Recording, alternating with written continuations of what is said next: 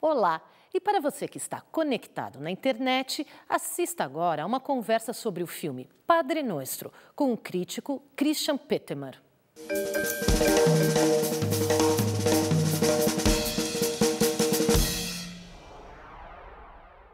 Boa noite. Este é o programa da Mostra Internacional de Cinema na Cultura. Hoje apresentamos o filme Padre Nuestro. Apesar do título em espanhol, o filme é uma produção americana, dirigida por Christopher Zala. Em 2007, Padre Nuestro ganhou o grande prêmio do júri no Festival de Sundance. Juan e Pedro viajam do México a Nova York como imigrantes ilegais. No caminho, se ajudam e trocam confidências. A mãe de Pedro acabou de morrer e, por isso, ele viaja à procura do pai desconhecido. Leva consigo somente uma carta da mãe e o endereço do pai. Mas quando Pedro acorda, no final da viagem, descobre que foi furtado. Juan, por sua vez, está com o endereço e a carta. E com eles, chega à casa do pai de Pedro. E o nosso convidado desta noite é o jornalista e crítico de cinema, Christian Pettemer. Boa noite, Christian. Boa noite, Renata. Boa noite, Cunha, tudo bom? Christian, tudo bem? Tudo certo. Christian é o primeiro filme dele. Sim. Ele é do Quênia, mas ele estudou e vive nos Estados Unidos, né? Convive bem com essa relação multiétnica lá dos Estados Unidos. Certo. O que você achou do filme? Olha, o filme é um daqueles pequenos filmes urgentes que acabam te pegando pela sinceridade do que ele tenta retratar. Ele é um filme de câmera na rua, câmera na realidade das pessoas pequenas, um filme que tem uma contundência social muito grande e muito bem conduzido pelos atores. Mas, antes de mais nada, assistindo ao filme, que é de 2007, eu fiquei o tempo todo vendo aquela realidade norte-americana dos imigrantes ilegais, daqueles pequenos trabalhadores na base da pirâmide, e fiquei pensando, o filme foi concebido ainda no final do governo Bush Filho, no final do segundo mandato dele, antes da grande crise econômica que reconfigurou os Estados Unidos. E, ainda mais agora, recém-reeleito Barack Obama, reeleito pelas comunidades minoritárias, digamos assim, entre eles os latinos, eu achei que o filme até meio prenuncia, o filme tem uma carga muito forte, muito temporal, interessante para ver essa mudança social nos Estados Unidos. Obviamente, o filme retrata imigrantes ilegais, retrata a situação fora da lei, mas é uma forma também como essa comunidade latina se configurou, se construiu, e isso é muito interessante para ser visto hoje em dia. O filme já tem 5 anos, a realidade mudou bastante, mas é uma obra que você assiste com certo incômodo. Ele prenuncia essa realidade. Mudou um pouco porque os próprios americanos ficaram nessa situação que você vê no filme dos mexicanos ilegais. Exatamente, de repente, né? se Com a verem crise. em trabalhos informais, desempregados.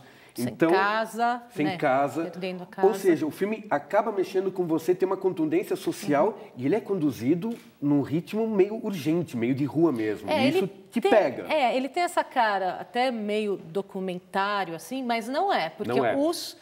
Os atores são atores profissionais, mexicanos. Em especial, o protagonista, o pai, digamos, o Jesus Ochoa, que é um grande ator mexicano, veterano. Ator.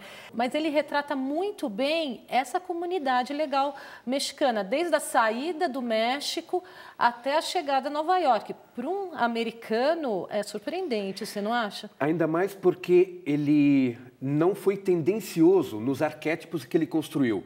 Ele, por exemplo, tem um protagonista jovem que é aquele malandro do jeitinho, que não quer trabalhar, mas o outro que faz a contrapartida, o Pedro, é um jovem de grande índole que quer se resolver na vida, que quer, de repente, na projeção do pai, encontrar um futuro. Então, nós temos tanto aqueles trabalhadores que sofrem, mas com ética, com correção, dentro de um esquema possível, como aqueles que dão um jeitinho e tentam se esquivar da melhor forma possível.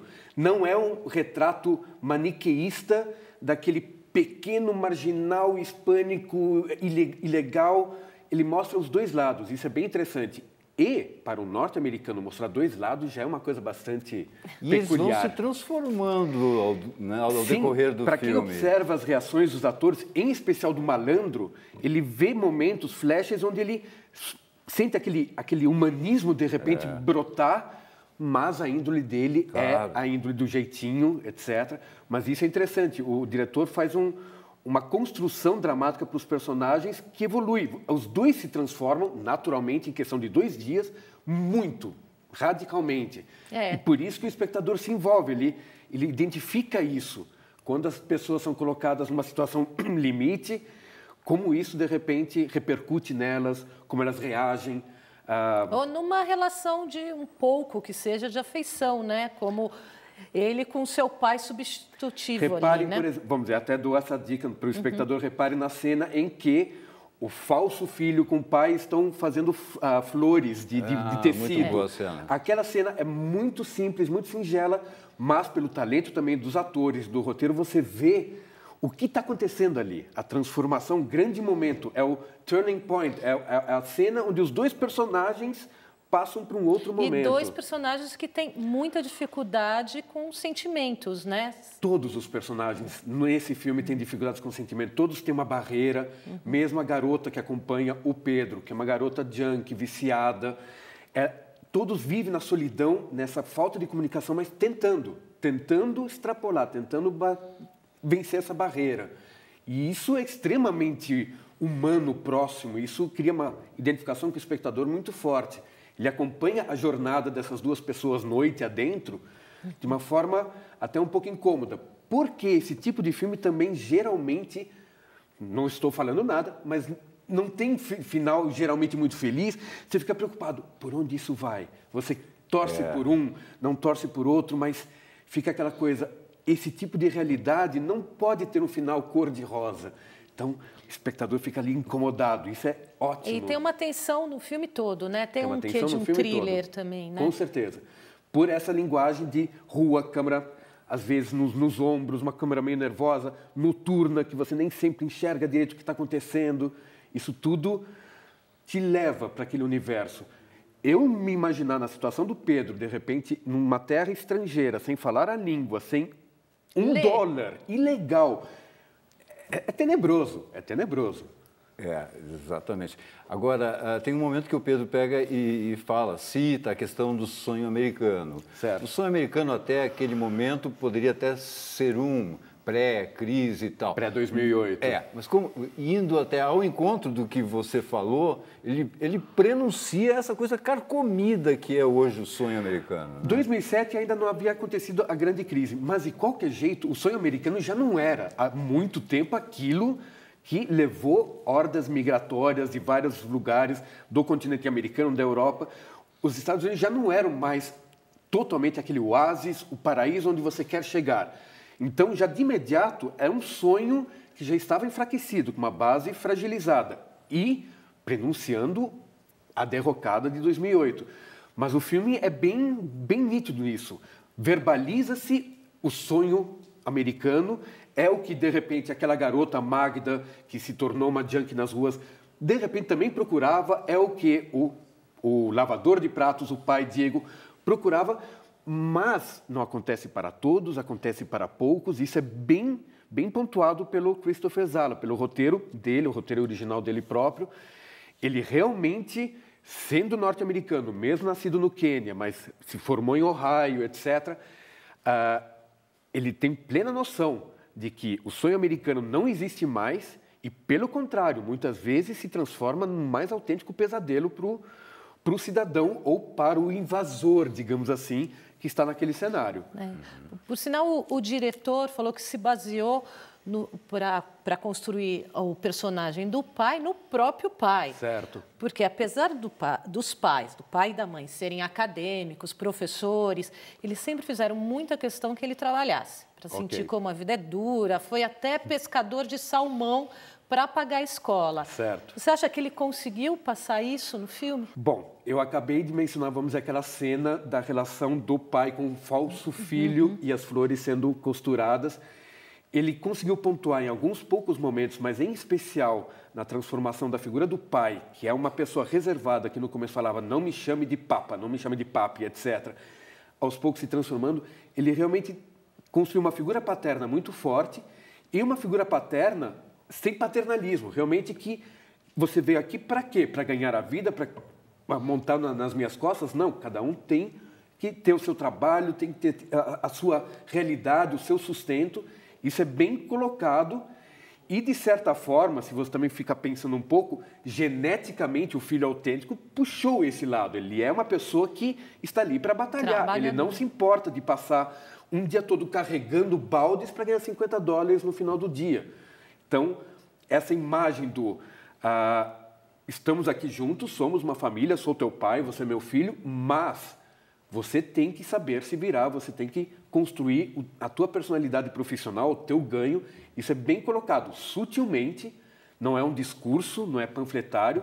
Por isso que essa cena da costura se torna tão grande, porque é uma cena silenciosa, de olhar, assim. Mas ele, acho que passou bem a lição que ele recebeu dos pais nessa história. O filme é uma produção americana. Sim. Não é? Premiado em Sundance. Teve problemas de distribuição, principalmente porque é falado em espanhol. 95% 95% é falado em espanhol. Uma opção do diretor. Você acha que foi uma boa opção? Bom, enquanto crítico de cinema, eu achei a opção mais pertinente, aliás, a única opção possível para contar essa história. Seria absolutamente esquizofrênico todos os personagens falarem inglês, ainda mais porque quebraria... Como Frida, por exemplo. Como Frida. Mas, por exemplo, o fato do próprio personagem não saber inglês, isso já seria um elemento que teria que ser tirado. Não teria como.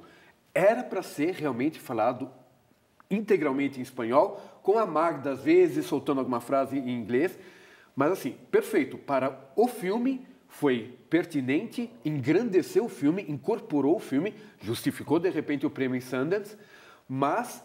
é óbvio que, ainda mais no mercado norte-americano, isso foi fatal para a carreira do filme, foi fatal para a visibilidade da obra.